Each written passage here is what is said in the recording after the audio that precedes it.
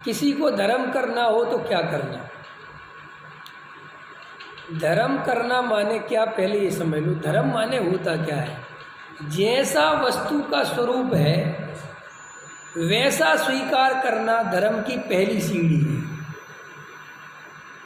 नहीं समझ में आया? आप मायाचार क्यों करते हो? क्रोध क्यों करते हो? मान क्यों करते हो? लोभ क्यों करते हो? चार कसाएं हैं ना, क्रोध, मान, माया, लोभ। अब टोडामल्ली साहब कहते हैं कि ये चारों कसाएं पर द्रव्य को जब ये जीव अच्छा या बुरा मानता है, इष्ट अनिष्ट मानता है, तभी कसाएं उत्पन्न होती है। देखो वैज्ञानिक तरीका है बिल्कुल, इसमें कोई गलत तो नहीं, कोई ऐसा तो नहीं कि तुम्हें समझ में नहीं क्या साहब, बिल्कुल ठीक बात। अब देखो अब वो कहते हैं वस्तु स्वरूप को समझकर तुम ऐसा श्रद्धान कर लो कि मैं पुद्गल द्रव्य का कर्ता धरता नहीं। दो द्रव्यों के बीच में वज्र की दीवार है, एक द्रव्य दूसरे द्रव्य में कुछ भी नहीं कर सकता। ये बात अगर तुम्हें जम जाए, ये वस्तु स्वरूप की प्रतीति हो जाए, तो क्रोध, मान, माया, लोभ अपने आप बंद हो जाएगा। नहीं समझ में? अभी क्रोध क्यों करा कि चाहते थे कैसे ही परिणमन, और हुआ दूसरे तरीके का परिणमन, क्रोध आ गया। और तुम्हें अगर पक्का अनुभव हो, निश्चय हो, निर्णय हो कि मैं परिणमन कराने वाला होता कौन हूँ, तो अपने आप क्रोध कम हो जाएगा, खत्म भी हो जाएगा। मान कसाए क्यों आती है? क्यों आती है मान कसाए? अपने को ऊंचा दिखाना है, जगत को नीचा दिखाना है, इसलिए मान कसाए आती है। और जब ये बात में पक्का निर्णय हो जाए कि कोई द्रव्य छोटा बड़ा नहीं है, सभी जीव हैं, सभी भगवान हैं, कोई छोटा है ही नहीं, मैं भी एक जीव तत्व हूँ, मैं भी स्वयं भगवान हूँ, कोई छोटा बड़ा नहीं है, छोटे बड़े की भावना ये तो बिल्कुल बेकार है, व्यर्थ है, तो मान कसाए कमजोर पड़ जाए। मायाचारी क्यों करते हो? मायाचारी इसलिए करते हो कि अपने को कर्ता मानते हो कि मैं काम कर लूँगा, मैं ऐसे गुंडी घुमाऊँगा और काम हो जाएगा, मैं ऐसे ऐसे ऐसी बदमाशी करूँगा और काम हो जाएगा, ग्राहक आएगा, मैं इसको 20 रुपये की चीज़ 30 रुपये में बताऊँगा, और जे बोलेगा 25, और फिर मैं बोलूँगा चल तेरी ना मेरी या 27 में तो ले दे, और 2 रुपये ही फालतू कमाऊँगा। ये सब होशियारी क्यों चल रही है दिमाग में? क्योंकि ये भूल जाता है कि ये पुण्य के उदय के परिणमन से सब होना है, ये सब अनुकूलता मेरे करने से नहीं होनी, तो मायाचारी निकल जाए। बिल्कुल मायाचारी करने, देखो भाई हमारे जीवन में तत्व प्रवेश क्यों नहीं कर रहा, ऐसा प्रश्न होना चाहिए ना। और इतनी मूर्खता की पढ़ाई चलती है लोग में, लोग कहते तुम अनछना पानी पीते इसलिए प्रवेश नहीं कर, कोई कहते तुम साहब जमी गंध खाते इसलिए नहीं कर रहा, कोई कहता तुम मुनि नहीं बने इसलिए नहीं कर रहा, कोई कहते तुम ब्रह्मचारी नहीं बने इसलिए। अरे कोई ये नहीं कहता तुम मायाचारी नहीं छोड़ रहे, सरल नहीं हो रहे, तत्व विचार नहीं कर रहे, समझ में आया? इसलिए नहीं हो रहा, लेकिन वो बाहरी शर्तें लगा के सुनो इससे नुकसान कितना हो रहा। एक तो सबसे बड़ा वो नीचे वाला पहले नंबर पे सोच ले, अच्छा इसलिए नहीं हो रहा क्या?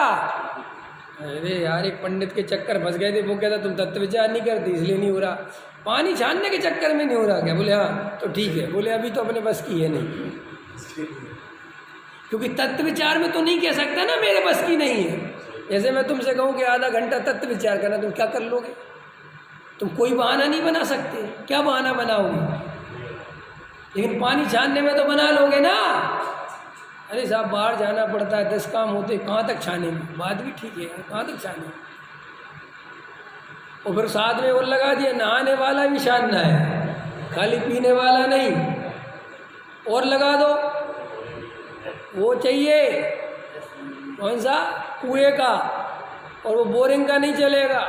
और कम से कम बोरिंग का तो चलो ठीक भी है, लेकिन वो म्यूनसिपाल्टी वाला तो बिल्कुल नहीं चलेगा, कॉरपोरेशन वाला बिल्कुल नहीं देना। अब वो पानी उसको समझ में आएगा, वो कहता है ना रहेगा बाँस ना बजेगी बाँसुरी, ना पानी छनेगा ना सम्मेसन मिलेगा, टेंशन फ्री। हमें भी चाहिए कहाँ है, ज़बरदस्ती तुम देने में लगे थे, हम तो टेंशन फ्री हो गए। सच बताऊँ बहुत सारे लोग तो सम्यक दर्शन की चर्चा सोचते हैं ख़त्म करो यार, ये मोक्ष नरक के चक्कर में टेंशन और बढ़ जाती है।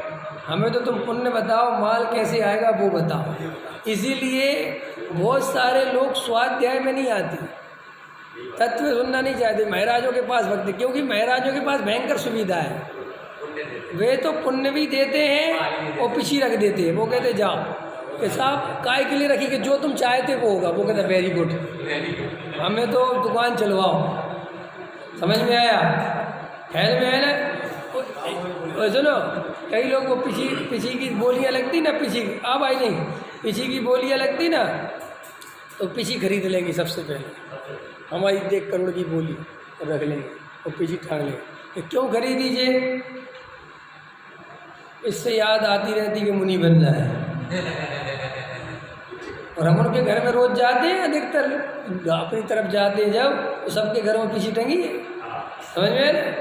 और हम उनकी पीछे भी देखते हैं और उनको भी देखते हैं। समझ में आया ना?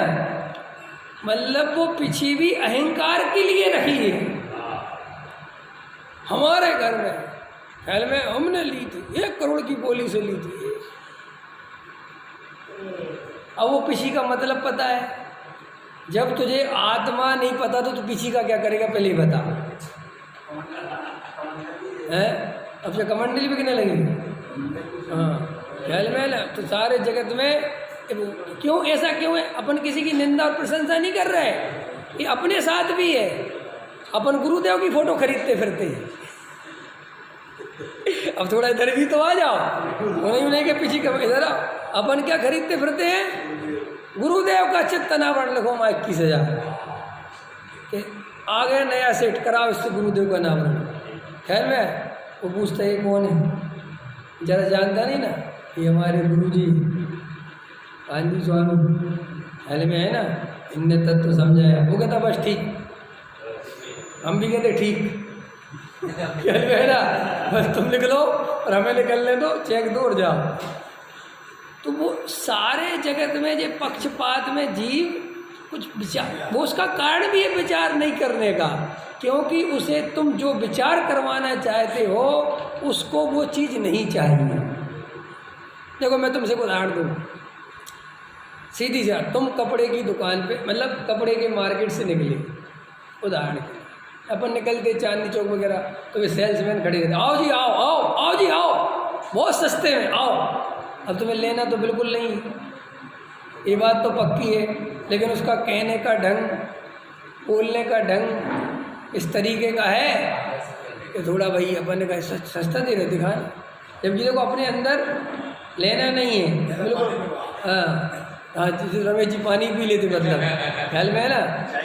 अब वो बेचारा बड़े उससे दिखा रहा है, लेकिन तुम्हें इंटरेस्ट आता ही नहीं है, तुम इधर उधर देख रहे होते, वो इधर खोल रहा होता है, इधर उधर देख, वो कहते भाई साहब देखो ना, हाँ ठीक है ठीक है ठीक है, वैसे यार एक बात बताओ, मुझे लेना नहीं है। वो तो ठीक है आपको लेना नहीं, देखो तो अरे क्या देखें। अब तुम इतने प्रेम से बोल रहे थे तो देखा देखी चलो भाई संकोच में खड़े हो गए, हमें लेना तो है नहीं। फिर वो सेल्समैन कहता भाग इधर से, वो तो बोल भी देता है, यहाँ तो कोई बोलता भी नहीं। लेकिन यहाँ पे क्या है, कई चीज़ें हैं। तुम्हें कपड़ा नहीं लेना ना, कोई बात नहीं, तुम क्या लेने जा रहे हैं कि हम तो जूते लेते, हम जूते भी देते हैं भाई, तो कपड़े की दुकान, चिंता मत करो, पीछे अपना है, उससे दूसरे रास्ते से ले जूते ले लो। समझ में आया? ऐसे ही तुम्हें धर्म नहीं लेना, नहीं क्या तो क्या लेना, क्या पुण्य, तो ला वो भी देते हैं। ख्याल में आया ना, क्या पुण्य भी देते हो, क्या वो भी देते हैं, और हमसे ज़्यादा बढ़िया पुण्य कोई नहीं देते हैं। तुम्हें नहीं पता कैसे बोले स्वाध्याय करने में 7 ही से पुण्य होता है, तो ठीक है कल से बैठ जाएंगे। क्या अंदर समझ में आया? सारे जगत में 99% लोगों को अभी आत्मा नहीं चाहिए, मोक्ष मार्ग नहीं चाहिए, कोई लेना देना नहीं, उनको तो संसारिक सुख चाहिए, संसार अनुकूलता चाहिए, विषय भोग की सामग्री चाहिए, मान सम्मान चाहिए, और पता नहीं जो जो आप लगा सको वो लगा लो। तो फिर ये मोक्ष मार्ग क्या है? ये मोक्ष मार्ग की चर्चा बहुत चलती है क्या, और सारी दुनिया में मोक्ष मार्ग के अंतो गत्वा तो मोक्ष में ही सुख मिलेगा, ये बातें सुन सुन के वो नींद में बोलने लगता है कि मुझे मोक्ष चाहिए। काय में बोलने लगता है? नींद में। देवेंद्र जी, अपन को सच बताओ, हृदय से, जाग कर मोक्ष चाहिए कि सोते हुए बोलते हैं मोक्ष चाहिए? पकड़ में आ रहा? अंतर समझ के कैसे पता? आपकी अटेंशन बता देती है कि आपको अभी क्या चाहिए, बस खत्म। तो आप सुनकर एक बात और बोल देते हैं लोग कि सुनते रहो, संस्कार पढ़ रहे हैं इस जन्म में, नहीं तो तुम कहते वेरी गुड। ये लाइन तो ऐसी बोली पंडित जी कि साहब मजा आ गया। हमें इस पर्याय में करना नहीं है, और सही पूछो तो हम ये अगली पर्याय के लिए सुन रहे हैं, क्योंकि हम उसकी पता नहीं कहाँ जाएंगे।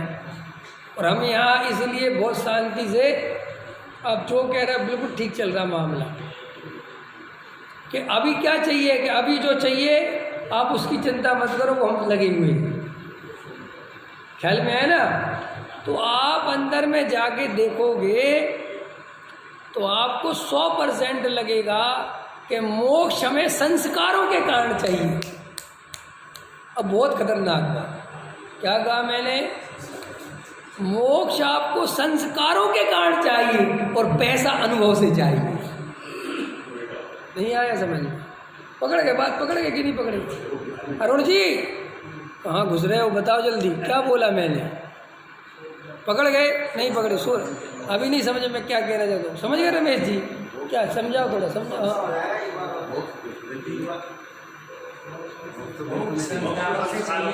हाँ, मोक्ष गिफ्ट में चाहिए और पैसा अनुभव से। इतनी बात समझ में आ गई। अभी भी मैं जो कहना चाहता हूँ अभी भी नहीं समझी, मैं ये समझ पा रहा हूँ।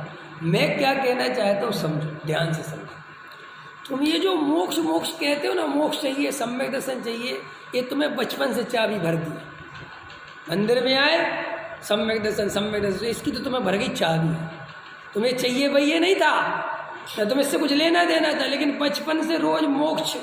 सच्चा सुख कहाँ मिलेगा? मोक्ष में। सच्चा सुख कहाँ मिलेगा? मोक्ष में। सच्चा सुख कहाँ है? आत्मा में, सम्यक दर्शन में। मुनि ये सब याद कर लिया, वो संस्कार चला गया, और वो संस्कार के बल पे ही तुम अभी तक बोलती रहती हो। लेकिन पैसा तुम्हें सुखरूप अनुभव में लगा। वो संस्कार नहीं दिया था किसी ने कि पैसा सुखरूप है। वो समझ में, वो कोई समझाने नहीं बैठा था, वो तुम्हें अनुभव से आता गया कि पैसा आता है बचपन में ही। 2 रुपये आए और यूँ 2 रुपये दो और ऐसी बढ़िया टॉफ़ी मिलती है। एक छोटा सा बच्चा है, वो तो नहीं समझता ना, लेकिन वो भी समझ जाता है यार, पापा से कोई भी चीज़ मांगो, एक जेब में से पर्स निकालते हैं, ख्याल में ना, और ऐसा देते हैं उसमें से कुछ निकाल के, और माल आ जाता है। जो चाहिए वो आ जाता है। समझ जाते हैं पैसा बहुत खतरनाक चीज़ है। पैसा अपने आप में पारसमणि है, ये पंचम काल की पारसमणि है। ख्याल में है ना, कि जो पैसा बस होना चाहिए जेब में। और आजकल तो ऐसी सुविधा हो गई है कि तुम कहीं बैठे हो पैसा होना चाहिए। बोलो क्या चाहिए? जंगल में बैठे हो, मोबाइल हो, पैसा हो, मैंने कोई बात, बोलो क्या चाहिए? तो एरोप्लेन से देने आ जाएगा तुम्हें। माल होना चाहिए तुम्हारे लिए, है? तुम्हारे जूते उठा के रखने वाले हैं, पैसा होने चाहिए तुम्हारे लिए। तुम्हारी कंघी बनाने वाले हैं, वो भी तुम्हें नहीं बनानी। कोट पहनाने वाले हैं, तुम्हें कुछ नहीं करना, पैसा होना चाहिए। ख्याल में आए कि नहीं आए? पैसा होना चाहिए बस। तो समझ में आ गया कि पैसा में तो मज़ा है, कि मोक्ष में कि हाँ वो सुना है। अंतर समझ में अंतर हो गया। मोक्ष का मज़ा सुना है और पैसे का मज़ा लिया है।